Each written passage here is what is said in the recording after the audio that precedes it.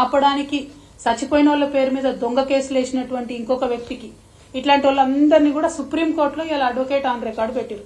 అంటే మొన్నటిదాకా రేవంత్ రెడ్డి గారు జేబులోకి వెళ్ళి జీతం ఇచ్చారు వీళ్లకు. ఇవాళ మన తెలంగాణ బిడ్డల రక్తం స్వేదం మనం కట్టే ట్యాక్స్ మన తెలంగాణ ప్రభుత్వ ఖజానా నుంచి ఆయన ఓటుకు నేటు కేసు వాదించిన మొత్తం టీం అంతటిని కూడా సుప్రీంకోర్టులో పోయి నింపుకున్నారు. మరి ఇదేం పద్ధతి, ఇదేం న్యాయం? ఎవరు లేరా ఇంకా కొత్త వాళ్ళు, న్యూట్రల్ ఉండేవాళ్ళు, తెలంగాణ రాష్ట్ర ప్రభుత్వ ప్రయోజనాల కోసం పనిచేసే వాళ్ళు ఎవరు లేరా? మీ ఓటుకు నేటు కేసుని మీ ప్రైవేట్ టీంని తీసుకుపోయి అలా సుప్రీంకోర్టులో పెడితే నిజంగా కాంగ్రెస్ పార్టీలు ఇంతమంది సీనియర్ నాయకులు ఉన్నారు, ఒక్కరు కూడా ప్రశ్నించకపోవడం చాలా దారుణం.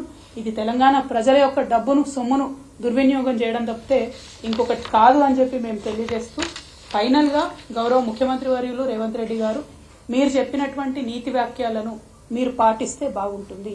ఉద్యోగాల విషయంలో మీరు అడ్డంగా అబద్దాలు ఆడారు.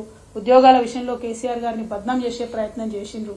ఇప్పుడు మీరు వేసినటువంటి టీఎస్పీఎస్సీ నిజంగా మీకు చిత్తశుద్ధి ఉంటే, నిజంగా మీకు అవినీతి మరక అంతొద్దని మీరు అనుకుంటే తక్షణమే మహేందర్ రెడ్డి గారిని తీసేసి ఎంక్వైరీ వేయండి. అవినీతి జరిగింది వాస్తవమా కాదా ప్రజలకు తెలియజేయండి.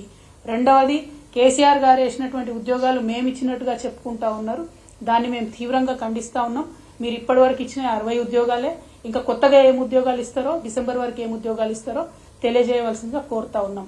మూడవది, విద్యుత్ సంస్థలో నియామకం చేసినటువంటి ఆంధ్రోళ్లను తక్షణమే తీసి తెలంగాణ డైరెక్టర్స్ వేయాలని మూడో డిమాండ్ చేస్తా ఉన్నాం. నాలుగవది, సుప్రీంకోర్టు ఆఫ్ ఇండియాలో మీ పర్సనల్ కేసులు, మీ అవినీతి కేసులు, మీ దొంగ కేసులు వాదించి ఆనాడు తెలంగాణ ప్రభుత్వం మీద దొంగ కేసులు వేసిన టీంని తీసేసి నిజంగా టాలెంట్ ఉన్నటువంటి వాళ్లను, నిజంగా తెలంగాణ ప్రభుత్వ ప్రయోజనాలు కాపాడే వాళ్లను పెట్టాలని డిమాండ్ చేస్తూ మరి మీ యొక్క చిత్తశుద్ధి నిరూపించుకోవాలి.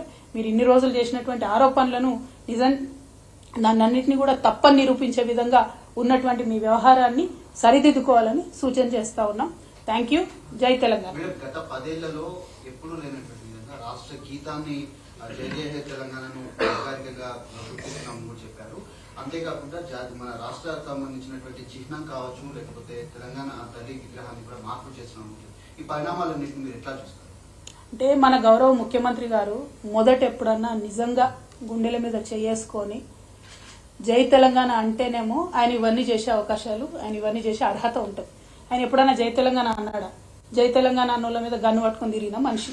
ఏదో మన ప్రజలు మంచోళ్ళు కాబట్టి ఇసొంటోళ్ళకు కూడా ఒకసారి అవకాశం ఇద్దామని ఇచ్చిరు కానీ ఆయన జై తెలంగాణ అని ఇంతవరకు అనలేదు. ఆయన రాష్ట్ర గీతం గురించి మాట్లాడడం, తెలంగాణ తల్లి గురించి మాట్లాడడం చాలా హాస్యాస్పదంగా ఉంది. బట్ ఎనీవే, ఒక్కటి ఈ సందర్భంగా నేను ముఖ్యంగా రాష్ట్రంలో ఉన్నటువంటి కళాకారులకు, తెలంగాణ బిడ్డలకు విజ్ఞప్తి చేసేది ఏంటంటే, కేసీఆర్ గారు ఏదైనా పని చేస్తే దాని వెనుక ఎంత బలమైన కారణం ఉంటుందో, ఏదైనా పని చేయకపోతే అంతకన్నా బలమైన కారణం ఉంటుంది. రాష్ట్ర గీతం దగ్గర పంచాయతీ షురు అయింది. ఇదంతా రాష్ట్ర గీతం అనేటటువంటిది కాన్స్టిట్యూషన్లో ఎక్కడ చెప్పలేదు. ఈ యొక్క రాష్ట్రానికి ఒక జెండా ఉండడం, రాష్ట్రానికి ఒక గీతం ఉండడం అన్నటువంటిది కాన్స్టిట్యూషన్లో ఎక్కడ చెప్పలేదు. ఒక 2 రాష్ట్రాలు ప్రయత్నం చేసినాయి, జమ్మూ కాశ్మీర్ ఒకటి, కర్ణాటక ఒకటి. ఆ ప్రయత్నం చేస్తే ఫెడరలిజంకు ముప్పు వాటిల్తుందని సుప్రీంకోర్టు దాకా పోయినా కూడా వాళ్ళు పర్మిషన్ ఇవ్వనటువంటి పరిస్థితి. ఆ కొత్త కాంట్రవర్సీ కొత్త రాష్ట్రానికి ఎందుకు పెట్టాలన్న ఉద్దేశంతో కేసీఆర్ గారు అటువైపు వెళ్ళలేదు.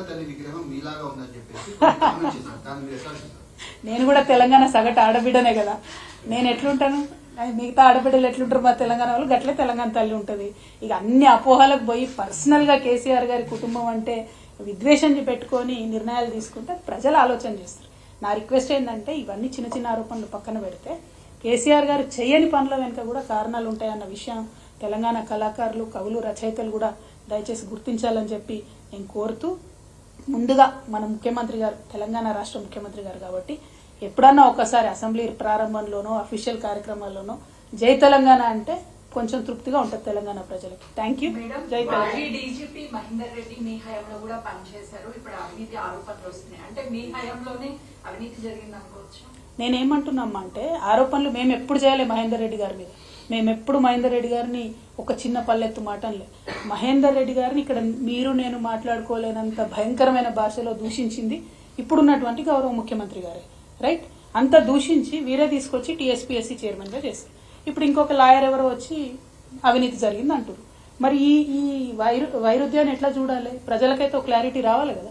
పోనీ మేము అవినీతి చేసినామన్నారు, మరి మా హయాంలో ఆయన ఉన్నాడు కదా 5 ఏళ్ళు, మరి ఎంక్వైరీ చేయమని అంటున్నాం మేము మహేందర్ రెడ్డి గారి మీద. నేనేం కొత్త కోరిక కోరతలేను కదా, సీఎం గారు చెప్పిన దానికి మరి చెప్పినట్టుగా నిరూపించుకోండి. మహేందర్ రెడ్డి గారు, స్వాతి ముత్యం, కడిన ముత్యం అని మీరే నిరూపించండి, ఎంక్వైరీ చేసి జ్యుడిషియల్ ఎంక్వైరీ చేయండి. కానీ ఈ క్రమంలో తెలంగాణ నిరుద్యోగులకు నష్టం జరగకుండా జాబ్ క్యాలెండర్ ప్రకటించండి. మీరు మొన్న ఇచ్చినటువంటి జాబ్ క్యాలెండర్లో ఫిబ్రవరి 1వ తేదీ నాడు గ్రూప్ 1 ఇస్తామన్నారు. వచ్చిందని ఫిబ్రవరి 8వ తారీఖు వచ్చింది. ఏమన్నా అంటేనేమో ఎక్కడ మేము ఇప్పుడే వచ్చినాం, నిన్ననే వచ్చినాం, ఇంకా మూటాముల్లే సర్దుకోలేదు అంటున్నారు. Okay, no problem. దీనిలో ₹1 ఖర్చు లేదు కదా. ప్రాసెస్ ఇనిషియేట్ చేయాలి కదా. టైమ్లీ ఇనిషియేషన్ ప్రాసెస్ కోసమే అడుగుతున్నాం, బడ్జెట్ కోసం అడుగుతలేము. అది ప్రజలు గమనించాలని కోరుతున్నాం.